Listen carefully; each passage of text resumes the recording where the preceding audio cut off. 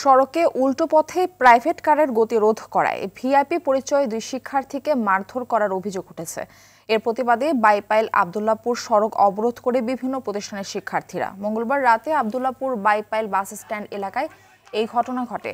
পরে প্রতিবাদ জানাতে 10:30টার দিকে সড়কে অবস্থান নেয় শিক্ষার্থীরা। নগদের সর্বোচ্চ বার 167 টাকা রিচার্জে পাবেন 1 লাখ টাকা পুরস্কার। আরও আছে প্রতি সপ্তাহে পুরস্কার ও ক্যাশব্যাক। তারা জানায় রাতে আব্দুল্লাহপুর বাইপাইল সড়কে যানজট তৈরি হয়। এ সময় শিক্ষার্থীরা যানজট নিয়ন্ত্রণে কাজ করছিল।